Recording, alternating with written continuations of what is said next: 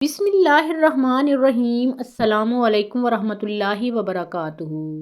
حضرت عامر رضی اللہ تعالیٰ عنہ نے فرمایا، اب رات زیادہ ہو گئی ہے، میرے خیال میں آرام کرنا چاہیے۔ پادری، اگر تم تھک گئے ہو تو آرام کرو۔ حضرت عامر رضی اللہ تعالیٰ عنہ، میں نہیں تھکا بلکہ عورتوں کے آرام کا خیال ہے۔ پادری، جن عورتوں کو نیند آ رہی ہے وہ جا سکتی ہیں۔ حضرت عامر رضی اللہ تعالیٰ عنہ، شمعونہ تم بھی سو رہو۔ شمعونہ، میں سننا چاہتی ہوں۔ نہ شمعونہ گئی اور نہ ہی کوئی راہبہ گئی، سب عورتیں بیٹھی رہیں۔ پادری نے کہا، تم کچھ اور حالات بیان کرو۔ حضرت عامر رضی اللہ تعالیٰ عنہ کو تعجب تھا کہ پادری کو ان حالات سے کیا دلچسپی ہے۔ انہوں نے چاہا بھی کہ دریافت کریں لیکن مناسب نہ لگا، چنانچہ انہوں نے بیان فرمانا شروع کیا۔ غزوہ تبوک کا یہ اثر ہوا کہ یہودیوں، عیسائیوں اور منافقین کو مسلمانوں کی مخالفت کی جرأت نہ رہی۔ ادھر مکہ کے مشرکوں میں یہ حوصلہ نہ رہا کہ وہ مسلمانوں کی عداوت پر قائم رہتے۔ حضرت ابو سفیان، جو بنو امیہ کے نہایت ذی اثر اور ذی عزت سردار تھے، وہ مسلمان ہو گئے۔ صفوان بن امیہ اور اکرمہ بن ابی جہل، جو قریش کے سردار تھے، مکہ سے بھاگ گئے تھے، مگر پھر حضور اکرم صلی اللہ علیہ وآلہ وسلم کی خدمت میں حاضر ہو کر مسلمان ہو گئے۔ ان کے مسلمان ہونے سے کفار کی ہمتیں پست ہو گئیں۔ اس کا اثر عرب کے تمام مشرکوں پر پڑا اور اب سب مسلمانوں کو اطمینان نصیب ہوا۔ 10 ہجری میں منافقوں کا سردار و رہنما عبداللہ بن ابی بھی مر گیا۔ اس سے منافقوں کا شرازہ بکھر گیا، غرض اب کوئی فریق ایسا باقی نہ رہا جو مسلمانوں کو جنگ میں الجھاتا۔ مسلمان امن و اطمینان سے رہنے لگے۔ چنانچہ حضور اکرم صلی اللہ علیہ وآلہ وسلم نے تبلیغ اسلام کے لیے مبلغوں کو روانہ کیا۔ ادھر عرب کے قبائل خود بخود سنبھل گئے اور اطراف عرب سے کفار وفود در وفود مسلمان ہونے کے لیے آنے لگے۔ جب تک مسلمان جنگ و جدل میں مصروف رہے، اس وقت تک اسلام تیزی سے نہ پھیل سکا، لیکن اب جب کہ اطمینان نصیب ہوا تو اسلام بڑی تیزی سے پھیلنے لگا۔ قبائل کے قبائل حضور اکرم صلی اللہ علیہ وآلہ وسلم کی خدمت میں حاضر ہو کر خود بخود مسلمان ہونے لگے۔ چنانچہ اسلام کا اثر حجاز سے نکل کر ایک طرف یمن، بحرین، یمامہ، عمان اور دوسری طرف عراق و شام کی حدود تک پہنچ گیا۔ بعض قبائل کے وفود خود بخود آ کر مسلمان ہونے لگے، بعض قبائل مبلغوں کی صحیح سے اسلام لانے لگے۔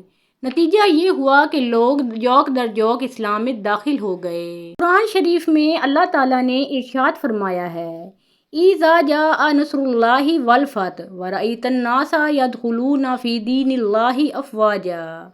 ترجمہ: جب اللہ تعالیٰ کی فتح و نصرت آئی تو تم نے دیکھا کہ لوگ فوج در فوج اللہ تعالیٰ کے دین میں داخل ہو رہے ہیں۔ حضور اکرم صلی اللہ علیہ وآلہ وسلم نے ماہ ربیع الثانی 10 ہجری میں حضرت خالد بن ولید رضی اللہ تعالیٰ عنہ کو 400 سواروں کے ساتھ علاقہ تبران کی طرف روانہ کیا اور ہدایت کی کہ اس علاقہ کے قبائل کو 3 مرتبہ دعوت اسلام دینا، اگر وہ مسلمان ہو جائیں تو اسلام کی تعلیم دینا، لڑائی ہرگز نہ کرنا۔ حضرت خالد بن ولید رضی اللہ تعالیٰ عنہ یہ رسالہ لے کر روانہ ہوئے۔ یوں ہی وہ علاقہ تبران میں پہنچے، قبیلے کے قبیلے ایسے آنے لگے جیسے وہ حضرت خالد کے ہی منتظر ہوں۔ اس نواح کے تمام قبائل نے اسلام قبول کر لیا۔ مسلمان ہونے والوں میں بنو حرث کا قبیلہ بھی تھا۔ حضرت خالد بن ولید رضی اللہ تعالیٰ عنہ نے انہیں اسلام کی تعلیم دے کر پختہ عقیدہ والے مسلمان بنا دیے۔ لوگوں کا خیال تھا کہ حضرت خالد بن ولید رضی اللہ تعالیٰ عنہ محض سپہ سالار ہیں، لیکن جب انہیں اسلام کی تعلیم دیتے دیکھا اور لوگوں نے جو مسائل پوچھے ان کے مناسب اور معقول جوابات دیے تو سب کو بڑی حیرت ہوئی اور یہ ماننا پڑا کہ وہ اچھے مبلغ اور زبردست عالم دین بھی ہیں۔ اس نواح کے لوگوں کو مسلمان کر کے حضرت خالد بن ولید رضی اللہ تعالیٰ عنہ واپس چلے آئے۔ ماہ ذی قعدہ 10 ہجری میں رسول اللہ صلی اللہ علیہ وآلہ وسلم نے حج کے لیے تیاری شروع کی۔ مسلمانوں کو معلوم ہو گیا، تمام اطراف سے مسلمان گروہ در گروہ آنے لگے۔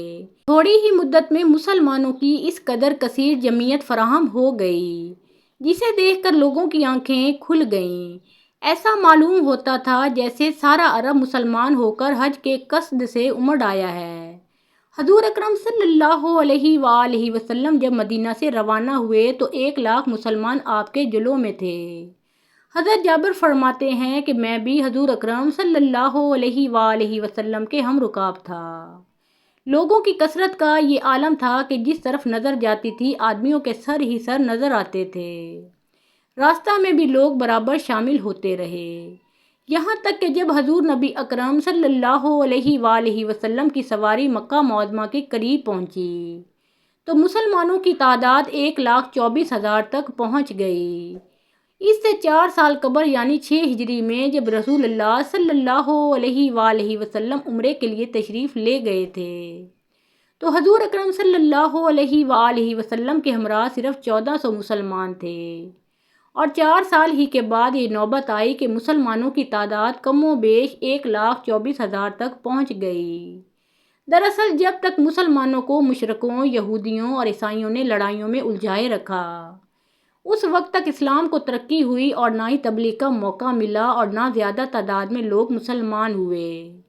لیکن جب لڑائیوں کا سلسلہ ختم ہو گیا اور مسلمانوں کو امن کا زمانہ ملا تو 4 سال میں لاکھوں آدمی مسلمان ہو گئے۔ اس تیزی سے اسلام پھیلا کہ دنیا کا کوئی مذہب بھی اس سرعت سے نہ پھیلا۔ حقیقت یہ ہے کہ اسلام سچا دین ہونے کی وجہ سے بڑی سرعت سے پھیلا اور دنیا کے ہر گوشہ میں پہنچ گیا۔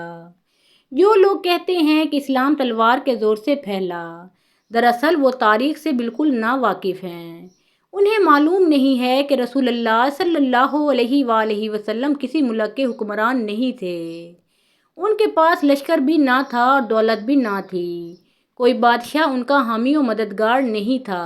ان کی قوم بھی ان کی دشمن ہو گئی تھی۔ انہیں ان کے اہل وطن نے اس قدر ستایا، اس درجہ اذیتیں دیں کہ وہ سخت تنگ آ گئے، یہاں تک کہ نوبت پہنچی کہ ان کی قوم والوں نے انہیں قتل کرنے کی سازش کی۔ مجبور ہو کر وہ چھپ کر ہجرت کر گئے۔ ایسی صورت میں تلوار سے کیسے کسی کو مسلمان کر سکتے تھے؟ 8ویں ذی الحج 10 ہجری کو جمعرات کے روز حضور اکرم صلی اللہ علیہ وآلہ وسلم نے ماں تمام مسلمانوں کے مقام منا میں قیام فرمایا۔ جمعۃ المبارک کے روز نماز فجر ادا کر کے منا سے روانہ ہوئے اور عرفات میں قیام کیا۔ جب دوپہر ڈھل گئی تو حضور اکرم صلی اللہ علیہ وآلہ وسلم اپنی قصواء نامی ناقہ پر سوار ہو کر مجمع عام میں تشریف لائے اور بلند آواز سے فرمایا، لوگوں سمٹ آؤ تاکہ سب خطبہ سن سکو۔ لوگ حضور اکرم صلی اللہ علیہ وآلہ وسلم کے گرد آ کر جمع ہو گئے۔ حضور اکرم صلی اللہ علیہ وآلہ وسلم نے ناقہ پر بیٹھے ہی بیٹھے خطبہ پڑھا۔ یہ خطبہ نہایت پرزور اور فصیح و بلیغ تھا۔ اس خطبہ کی چند باتیں بیان کرتا ہوں۔ آپ صلی اللہ علیہ وآلہ وسلم نے فرمایا، مسلمان مسلمان کا بھائی ہے۔ لوگوں، جس طرح یہ مہینہ، یہ دن اور یہ شہر حرام ہے، اسی طرح مسلمانوں کا مال اور مسلمانوں کا خون مسلمان پر حرام رہے گا۔ جس مسلمان سے کسی مسلمان کو ایذا پہنچے وہ مسلمان نہیں ہے۔ سب سے زیادہ شریف و نجیب وہ ہے جو سب سے زیادہ پرہیزگار ہے۔ شراب، جوا اور سود حرام کر دیے گئے ہیں۔ نماز وقت پر جماعت کے ساتھ پڑھو، تمہارا عورتوں پر اور عورتوں کا تم پر حق ہے۔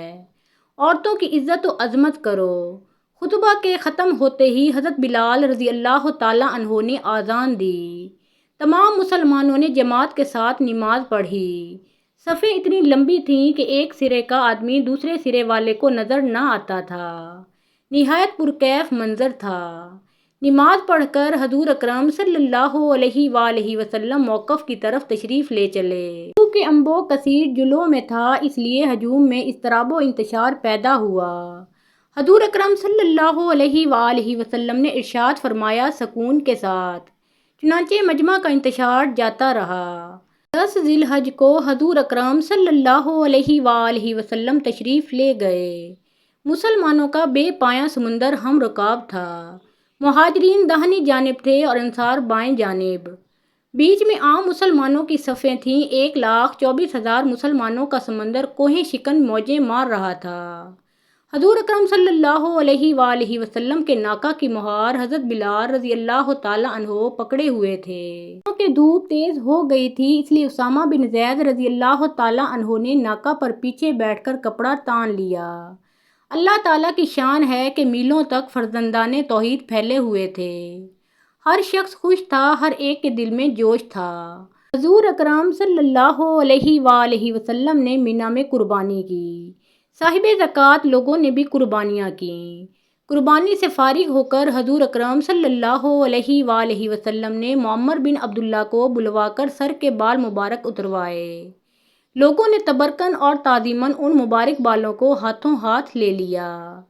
چونکہ حضرت خالد بن ولید رضی اللہ تعالیٰ عنہ حفاظتی رسالہ کے افسر تھے، اس لیے اس وقت وہ بھی رسول اللہ صلی اللہ علیہ وآلہ وسلم کی خدمت میں موجود تھے۔ انہوں نے بھی حضور اکرم صلی اللہ علیہ وآلہ وسلم سے پیشانی کے چند بال مبارک دیے جانے کی درخواست کی۔ حضور اکرم صلی اللہ علیہ وآلہ وسلم نے انہیں بھی منہ مبارک عطا فرما دیے۔ حضرت خالد بن ولید رضی اللہ تعالیٰ عنہ نے عرض کی، یا رسول اللہ صلی اللہ علیہ وآلہ وسلم، میری تمنا ہے کہ میں ان مبارک بالوں کی برکت سے لڑائیوں میں فتح حاصل کروں۔ حضور اکرم صلی اللہ علیہ وآلہ وسلم دعا فرمائیں۔ رسول اللہ صلی اللہ علیہ وآلہ وسلم نے اس وقت ہاتھ اٹھا کر دعا فرمائی۔ پادری، اب سمجھ میں آیا حضرت خالد کی فتوحات رسول اللہ صلی اللہ علیہ وآلہ وسلم کی دعا کی وجہ سے ہیں۔ حضرت عامر رضی اللہ تعالیٰ عنہ، میں بھی ایسا ہی سمجھتا ہوں اور تمام مسلمانوں کا بھی یہی عقیدہ ہے۔ اب رات زیادہ ہو گئی ہے، انشاءاللہ بشرط زندگی صبح کچھ اور حالات بیان کروں گا۔ پادری، تمہاری یادداشت بہت اچھی ہے اور طریقہ بیان بھی اچھا ہے، خوب حالات بیان کرتے ہو۔ واقعی رات زیادہ ہو گئی ہے، اب آرام کرو۔ چنانچہ سب اٹھ کر آرام کرنے چلے گئے۔ شمونہ راہبات کے ساتھ چلی گئی۔ جب صبح ہوئی تو حضرت عامر رضی اللہ تعالیٰ عنہ نے اٹھ کر اول نماز پڑھی، پھر قرآن مجید کی تلاوت شروع کر دی۔ گرجے میں گھنٹہ بجا، راہب اور راہبات جمع ہو گئے۔ پادری نے نماز پڑھائی، شمونہ نے بھی ان کے ساتھ نماز پڑھی۔ پادری حضرت عامر رضی اللہ تعالیٰ عنہ کے پاس آ بیٹھا۔ چونکہ وہ عربی اچھی طرح جانتا تھا، اس لیے توجہ سے قرآن مجید سننے لگا۔ تھوڑی دیر میں حضرت عامر رضی اللہ تعالیٰ عنہ نے تلاوت ختم کی، دعا مانگی اور پادری سے کہا، اب اجازت دیجیے، مجھے بہت جلد سپہ سالار اسلام کی خدمت میں حاضر ہونا ہے۔ پادری، دوپہر تک آپ ٹھہریے، اس عرصہ میں اب تک کے حضرت خالد بن ولید رضی اللہ تعالیٰ عنہ کے واقعات سنا دیجیے، پھر میں یہ بتاؤں گا کہ میں کون ہوں اور مجھے مسلمانوں کے حالات سننے کا کیوں شوق ہے۔ حضرت عامر رضی اللہ تعالیٰ عنہ خود یہ چاہتے تھے کہ پادری سے یہ معلوم کریں کہ اسے یہ حالات سننے کا اشتیاق کیوں ہے۔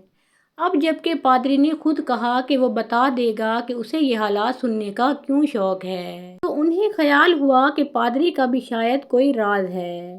چنانچہ انہوں نے پوچھا، کیا اس میں کوئی راز ہے؟ پادری: ہاں، مگر ابھی اس کا کسی سے ذکر نہ کرنا، آؤ پہلے ناشتہ کر لو۔ پادری نے حضرت عامر رضی اللہ تعالیٰ عنہ اور شمونہ کو ناشتہ کرایا۔ جب ناشتے سے فراغت ہوئی تو کئی راہب اور راہبائیں بھی آ گئیں۔ حضرت عامر رضی اللہ تعالیٰ عنہ نے فرمایا، 12 ربیع الاول 11 ہجری کو حضور اکرم صلی اللہ علیہ وآلہ وسلم نے وفات پائی۔ مسلمانوں پر کوہ غم ٹوٹ پڑا، عالم اسلام پر افسردگی چھا گئی۔ ہر مسلمان مرد، عورت اور بچہ کو سخت رنج و قلق ہوا۔ جب آپ صلی اللہ علیہ وآلہ وسلم نے وصال فرمایا تو تمام جزیرہ نما عرب آپ صلی اللہ علیہ وآلہ وسلم کے تخت میں تھا۔ عراق، یمن اور نجران پر قبضہ تھا۔ آپ صلی اللہ علیہ وآلہ وسلم دین کے بادشاہ تو تھے ہی، دنیا کے بھی شہنشاہ ہو گئے تھے۔ آپ صلی اللہ علیہ وآلہ وسلم نے اپنی زندگی میں اگرچہ صاف طور پر اپنے جانشین کا اعلان نہیں فرمایا تھا، لیکن ام المومنین حضرت عائشہ صدیقہ رضی اللہ تعالیٰ عنہا سے فرما دیا تھا کہ قوم تمہارے باپ حضرت ابوبکر صدیق کے سوائے کسی کو خلیفہ مقرر نہ کرے گی۔ چنانچہ جب آپ صلی اللہ علیہ وآلہ وسلم کے وصال کے بعد مسئلہ خلافت میں نزاع ہوا تو مسلمانان نے جمہور نے حضرت ابوبکر صدیق کو خلیفہ تسلیم کر کے ان کے ہاتھ پر بیعت کر لی۔ چنانچہ ایک دن میں 30,000 مسلمانوں نے آپ کے ہاتھ پر بیعت کی۔ اس سے پتہ چل گیا کہ حضرت ابوبکر صدیق رضی اللہ تعالیٰ عنہ قوم میں کس قدر ہر دل عزیز تھے۔ لیکن حضور اکرم صلی اللہ علیہ وآلہ وسلم کے وصال کے وقت عرب کی حالت کچھ عجیب ہو رہی تھی۔ بعض فتنات جو لوگوں کی طبیعتوں میں حضور اکرم صلی اللہ علیہ وآلہ وسلم کا اقتدار و جہ دیکھ کر خود بھی نبی بننے کا خیال پیدا ہوا تھا۔ چنانچہ سب سے پہلے رسول اللہ صلی اللہ علیہ وآلہ وسلم کی حیات مبارکہ ہی میں یمامہ کے باشندہ مسلمہ نے دعوت نبوت کیا۔ وہ نواح یمامہ میں بڑا با اثر اور ہر دل عزیز شخص تھا۔ اس نے جب دیکھا کہ رسول اللہ صلی اللہ علیہ وآلہ وسلم عرب کے شہنشاہ بن گئے تو اس نے حضور اکرم صلی اللہ علیہ وآلہ وسلم کے پاس پیغام بھیجا کہ میں بھی نبی ہوں، مجھے بھی اپنی نبوت میں شریک کر لیجئے۔ حضور اکرم صلی اللہ علیہ وآلہ وسلم نے ارشاد فرمایا، وہ جھوٹا ہے۔ اسی روز سے مسلمہ کذاب کے نام سے مشہور ہوا۔ حضور اکرم صلی اللہ علیہ وآلہ وسلم کے وصال کے بعد اور بھی بہت سے لوگوں نے نبوت کے دعوے کیے اور مرد تو مرد، عورتیں بھی مدعیان نبوت بن بیٹھیں۔ سلمہ بنت مالک اور سجا بنت الحارث، یہ دو عورتیں خصوصیت سے قابل ذکر ہیں۔ یہ دونوں نہایت حسین و جمیل تھیں۔ ان کی نبوت کی گرم بازاری ان کی قابلیت یا ذاتی وصوف کی وجہ سے نہیں بلکہ حسن کی وجہ سے ہوئی۔ مردوں میں مسلمہ کذاب یمامہ میں، اسود انسی یمن میں اور طلحہ اسدی خیبر میں نبی بن بیٹھے۔ ان علاقوں کے جو لوگ مسلمان ہوئے تھے ان کے عقائد بھی پختہ نہ ہونے پائے تھے کہ ان جھوٹے نبیوں نے لوگوں کو یہ کہہ کر ورغلانا شروع کر دیا کہ اب خدا نے ہمیں نبی بنا کر بھیجا ہے، ہماری اطاعت کرو۔ سادہ لوگ ان کے شیطانی جال میں پھنس کر مرتد ہو گئے اور جھوٹے نبیوں کی پیروی کرنے لگے۔ ادھر بہت سے جہاں پسند قبائل کے سردار حصول امارت کے خیال سے جھوٹے نبیوں کے ہم نوا ہو گئے۔ لوگوں کے مرتد ہونے کی خبریں اس تسلسل اور کثرت سے آئیں کہ صحابہ کرام سن کر ملول، متفکر اور متوحش ہو گئے۔ ان کذابوں نے ان مسلمانوں کو جو ابھی تک ان کے ورغلانے میں نہیں آئے تھے یہ کہہ کر اشتعال دلایا کہ تم سے جو زکوٰۃ لی جاتی ہے یہ دراصل خراج ہے۔ عرب بھڑک اٹھے، انہوں نے زکوٰۃ دینے سے انکار کر دیا اور خلیفہ اول حضرت ابوبکر صدیق رضی اللہ تعالیٰ عنہ سے عرض کی کہ ہم لوگ اذانیں دیتے ہیں، نماز پڑھتے ہیں، زکوٰۃ معاف کر دی جائے۔ اگرچہ حضرت ابوبکر صدیق رضی اللہ تعالیٰ عنہ یہ دیکھ رہے تھے کہ تمام عرب بھڑک رہا ہے لیکن ان کے استقلال میں فرق نہیں آیا۔ آپ رضی اللہ تعالیٰ عنہ نے فرمایا، زکوٰۃ اللہ تعالیٰ نے مقرر کی ہے، میں معاف نہیں کر سکتا۔ تم لوگ از راہ تکبر و تفاخر اس کی ادائیگی سے انکار کرتے ہو تو میں بزور تلوار زکوٰۃ وصول کروں گا۔ بعض صحابہ نے مشورہ دیا کہ مصلحت یہی ہے کہ فی الحال زکوٰۃ کی وصولی بند کر دی جائے۔ حضرت ابوبکر صدیق رضی اللہ تعالیٰ عنہ نے ارشاد فرمایا، اس سے اسلام میں رکھنا پڑ جائے گا، میں اپنی زندگی میں ایسا نہ ہونے دوں گا۔ عرب بگڑ گئے اور وہ مرتد ہو کر مدینہ پر حملہ کرنے کی دھمکیاں دینے لگے۔ سارا جزیرہ نما عرب بھڑک اٹھا۔ ارتداد کے شعلے ایک سرے سے دوسرے سرے تک پھیل گئے۔ قبائل کے قبائل مرتد ہو گئے لیکن حضرت ابوبکر صدیق رضی اللہ تعالیٰ عنہ اب بھی نہیں گھبرائے۔ بعض قبائل نے مدینہ پر حملہ بھی کیا لیکن خلیفہ اول نے انہیں ہزیمت دے کر بھگا دیا۔ پھر بھی کشتی اسلام ڈگمگاتی ہی رہی۔ اب حضرت ابوبکر صدیق رضی اللہ تعالیٰ عنہ نے سب سے پہلے جھوٹے نبیوں کی گوشمالی کا ارادہ فرمایا کیونکہ وہی ارتداد کی آگ کو ہوا دے دے کر بھڑکا رہے تھے۔ چنانچہ انہوں نے حضرت خالد بن ولید رضی اللہ تعالیٰ عنہ کو اول طلحہ اسدی کی سرکوبی کے لیے کچھ لشکر دے کر نامزد کیا اور حکم دیا کہ طلحہ کی مہم سے فارغ ہو کر مالک بن نویرہ پر چڑھائی کریں۔ مالک بن نویرہ قبیلہ بنو تمیم سے تھا۔ حضور اکرم صلی اللہ علیہ وآلہ وسلم کے زمانہ میں مسلمان ہو گیا تھا اور حضور اکرم صلی اللہ علیہ وآلہ وسلم نے انہیں ان کے علاقے کا عامل یعنی گورنر مقرر کر دیا تھا۔ وہ بھی بغاوت و سرکشی پر آمادہ ہو گیا تھا۔ طلحہ کے گرد لشکر کثیر جمع ہو گیا۔ وہ اس فوج کو لے کر نجد کے مشہور چشمہ بزاخہ پر خیمہ زن ہوا۔ اس کے ساتھ قبائل بنو اسد، حوازن، بنو طے اور بنو عامر وغیرہ بھی شامل ہو گئے۔ اس سے اس کی جمعیت اور بھی بڑھ گئی۔ حضرت خالد بن ولید رضی اللہ تعالیٰ عنہ لشکر لے کر چلے۔ طلحہ کو بھی اسلامی لشکر کے حملہ آور ہونے کی اطلاع ہو گئی تھی، لیکن چونکہ اس کے پاس جمعیت کافی تھی اس لیے اسے فکر نہ ہوا۔ اس نے اپنے لشکر کے 2 حصے کیے، ایک حصہ پر عتبہ بن حسن کو اور دوسرے پر اپنے بھائی حبال کو سردار مقرر کیا اور حضرت خالد بن ولید رضی اللہ تعالیٰ عنہ کی آمد کا انتظار کرنے لگا۔ حضرت خالد بن ولید رضی اللہ تعالیٰ عنہ اول قبیلہ طے کی بستیوں میں پہنچے، وہاں کے لوگوں کو سمجھایا۔ انہوں نے ارتداد سے بیزاری کا اظہار کیا اور مشرف با اسلام ہو گئے۔ حضرت خالد بن ولید رضی اللہ تعالیٰ عنہ نے ان کے چند معززین کو بھیجا کہ ان کے قبیلے کے جو لوگ طلحہ کے لشکر میں شامل ہو گئے ہیں انہیں واپس لے آئیں۔ چنانچہ وہ گئے اور اپنے تمام آدمیوں کو بلا لائے۔ یہ جنگجو لوگ جب آئے تو حضرت خالد بن ولید رضی اللہ تعالیٰ عنہ نے انہیں سمجھایا اور جہاد کا ثواب بیان کر کے اسلامی لشکر میں بھرتی ہو جانے کی ترغیب دی۔ وہ لوگ بڑی خوشی سے فوج الہی میں شامل ہو گئے۔ اس سے طلحہ کے لشکر میں کچھ کمی اور حضرت خالد بن ولید رضی اللہ تعالیٰ عنہ کی فوج میں کچھ اضافہ ہو گیا۔ اب حضرت خالد بن ولید رضی اللہ تعالیٰ عنہ بھی اپنا لشکر لے کر چشمہ بزاخہ کی طرف روانہ ہوئے۔ انہوں نے 2 مسلمانوں عکاشہ بن محصن بلایا اور ثابت بن اکرم کو جاسوسی کی خدمات پر مامور کر کے طلحہ کے لشکر کی خبر لانے کے لیے بھیجا۔ یہ دونوں سراغ لگاتے ہوئے چلے اور دشمن کی فوج کے قریب جا پہنچے۔ اتفاق سے دشمن کے سپاہیوں نے انہیں دیکھ لیا۔ انہوں نے جا کر حبال کو اطلاع دی۔ وہ چند سپاہیوں کو ساتھ لے کر اس ہوشیاری سے آیا کہ ان دونوں مسلمانوں کو ان کے آنے کی اطلاع نہ ہوئی۔ اچانک حبال کے سپاہی ان دونوں پر آ پہنچے اور انہوں نے انہیں گرفتار کر لیا۔ حبال ان دونوں کو لے کر طلحہ کے سامنے پہنچا۔ طلحہ نے ان سے مسلمانوں کے لشکر کی تعداد پوچھی تو انہوں نے بتانے سے انکار کر دیا۔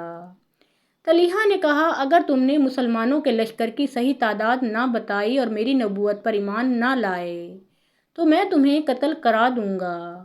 وہ دونوں نہایت پختہ عقیدہ کے مسلمان تھے۔ انہوں نے اسے نبی ماننے سے بھی انکار کر دیا۔ طلحہ نے اسی وقت ان دونوں کو شہید کر دیا۔ جب مسلمانوں کو ان کے شہید ہو جانے کی اطلاع ہوئی تو انہیں بڑا رنج ہوا۔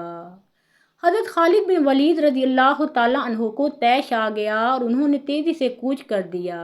اس قدر کہہ کر حضرت عامر رضی اللہ تعالیٰ عنہ نے خاموشی اختیار کر لی۔ محترم ناظرین، اس کے بعد کے حالات و واقعات ہم اپنی اگلی ویڈیو میں پیش کریں گے۔ محترم ناظرین، پیارے آقا محمد مصطفیٰ صلی اللہ علیہ وآلہ وسلم کا پیارا نام ایک بار کامنٹ سیکشن میں ضرور لکھیں۔ ویڈیو پسند آئی ہو تو لائک اور شیئر کیجیے۔